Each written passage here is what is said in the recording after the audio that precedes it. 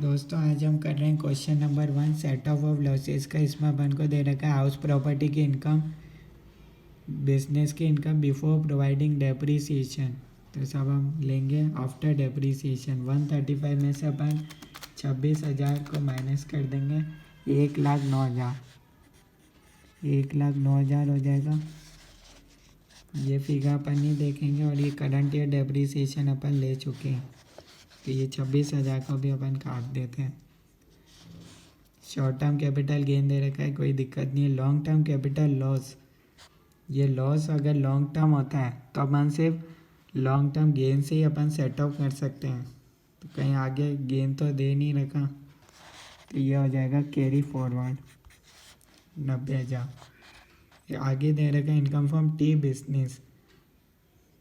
ध्यान से अगर आप ध्यान दो तो इधर है टी बिजनेस, और टी बिजनेस की जब भी टी बिजनेस अपने कवर होता है एग्रीकल्चर इनकम में, अगर आपको याद आए कानून तो।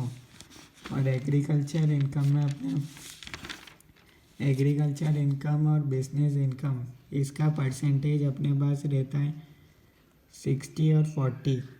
60% होता है एग्रीकल्चर इनकम और 40% होता है बिजनेस इनकम। तो 1,20,000 का अपन को सिर्फ 40% ही लेना है, वो है 48,000 ही सिर्फ टैक्सेबल रहती है। तो इसलिए 1,20,000 नहीं, सिर्फ 48,000 ही टैक्सेबल है।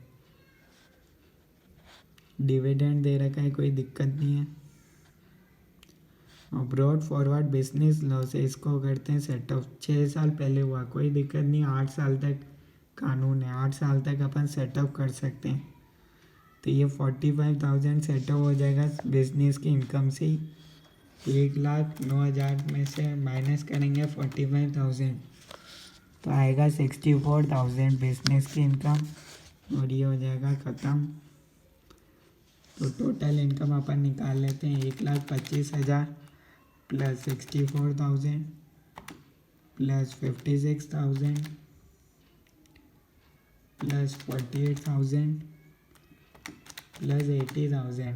तो टोटल इनकम अपने पास आ रही है 3,73,000। और जो सेट ऑफ वो कैरी फॉरवर्ड होगा जो अमाउंट, वो है 90,000। तो इस तरीके से आप क्वेश्चन को सॉल्व कर सकते हैं, कभी गलत नहीं होगा। Thank you.